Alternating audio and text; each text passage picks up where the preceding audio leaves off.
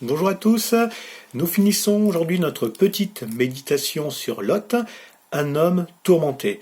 Tourmenté suite à une succession de mauvais choix. Si vous ne l'avez pas encore fait, je vous invite à voir mes précédentes vidéos sur ce thème, un homme tourmenté première et deuxième partie. Aujourd'hui, donc nous finissons avec un quatrième et dernier mauvais choix de Lot. Après, nous n'entendons plus parler de lui, si ce n'est dans cette déclaration de Pierre, le décrivant justement comme étant quelqu'un de tourmenté. Et donc nous regardons aujourd'hui dans Genèse 19, 24 à 38. Nous lisons « Alors l'Éternel fit pleuvoir du ciel sur Sodome et sur Gomorrhe du soufre et du feu de par l'Éternel. Il détruisit ces villes, toute la plaine et tous les habitants des villes et les plantes de la terre. La femme de Lot regarda en arrière, elle devint une statue de sel. Abraham se leva de bon matin pour aller au lieu où il s'était tenu en présence de Dieu. Il porta ses regards du côté de Sodome et de Gomorrhe et sur tout le territoire de la plaine, et voici il vit s'élever de la terre une fumée comme la fumée d'une fournaise. Lorsque Dieu détruisit les villes de la plaine, il se souvint d'Abraham, et il fit échapper Lot du milieu du désastre, par lequel il bouleversa les villes où Lot avait établi sa demeure. Lot quitta Tsoar pour la hauteur, et se fixa sur la montagne avec ses deux filles, qu'elle craignait de rester à Tsoar. Il habita dans une caverne, lui et ses deux filles.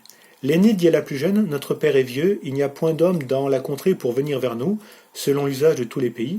Viens, faisons boire du vin à notre père, et couchons avec lui, afin que nous conservions la race de notre père. » Elles firent donc boire du vin à leur père, cette nuit-là, et l'aînée alla coucher avec son père. Il ne s'aperçut ni quand elle se coucha, ni quand elle se leva.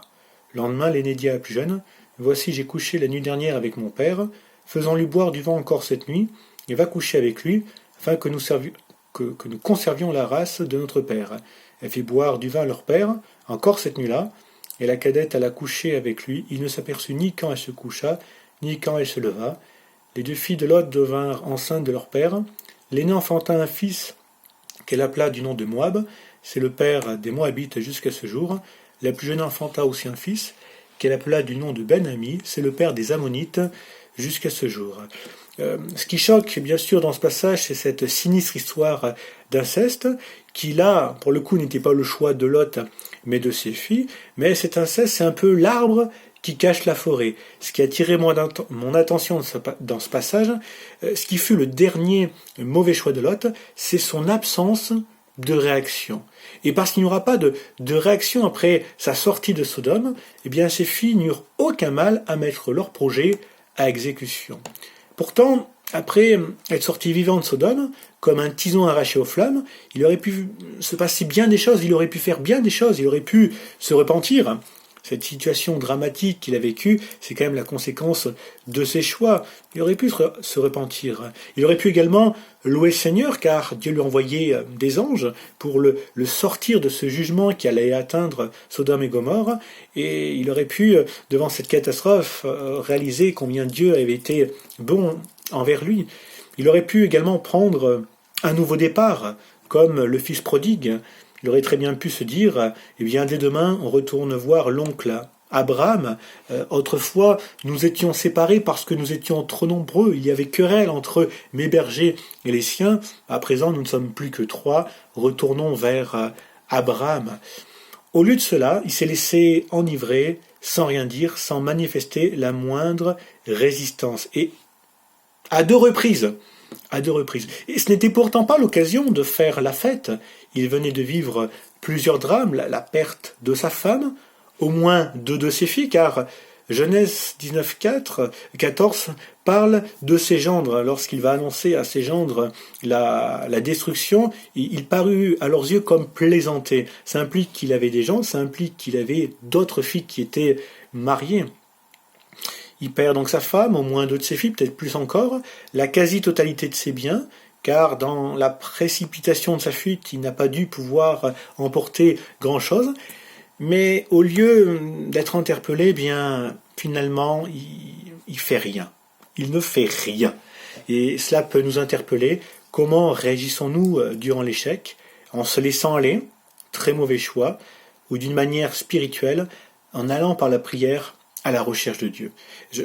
Je m'interroge, si Lot était déjà tourmenté dans Sodome à la vue des œuvres criminelles des autres, dans quel état était-il à la vue de ses propres œuvres criminelles, en voyant les fils qu'il a eus avec ses filles?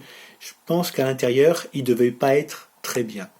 Alors, pour conclure cette série et ce thème, Lot, c'est vraiment l'homme tourmenté par une succession de mauvais choix, c'est l'exemple à ne pas suivre. Et j'aimerais vraiment nous inviter, inviter ceux qui sont tourmentés à crier vers le Seigneur et à passer par les portes de secours qu'il ouvre devant vous. Bien-aimé, ne reste pas dans tes tourments, ne reste pas dans tes mauvais choix, mais crie au Seigneur et il te secourra. Le Seigneur ne veut pas que tu sois dans tes tourments. Il a quelque chose de bon pour toi. Jésus est venu pour nous amener une vie en abondance et pas une vie de tourment. On va prier le Seigneur. Seigneur, tu vois combien parfois nos propres choix nous amènent, nous placent dans des difficultés, mais je veux croire que ton désir, c'est de nous faire sortir de nos tourments. Je te prie, Seigneur, tu vois ceux qui, peut-être en regardant cette vidéo, sont actuellement dans toutes sortes de tourments. Je te prie qu'ils puissent crier pour toi, crier vers toi. Je te prie pour eux que tu viennes les bénir, qu'ils ne viennent pas, par une absence de réaction spirituelle, ajouter des tourments à leurs tourments, mais qu'ils puissent dire, Seigneur, aie pitié de moi, et que tu puisses vraiment les visiter, les secourir et leur faire du bien. Merci en tout cas pour ton amour, merci pour ta miséricorde, elle est immense, pour ta compassion qui n'a pas de fin. Que ton nom soit béni et merci pour l'œuvre de bénédiction, de restauration que tu fais dans les vies. Que ton nom soit béni. Amen. Voilà, je vous inviterai peut-être à creuser le sujet de Lot, il est quand même intéressant, il mérite de s'y arrêter. En tout cas, il est dans l'Écriture et ce n'est certainement pas pour rien. En tout cas, voilà, je vous invite à relire son histoire et tirer les conclusions pour votre propre vie. Dieu ne t'appelle pas à être tourmenté, il t'appelle à autre chose. Que Dieu vous bénisse et on se dit à très bientôt.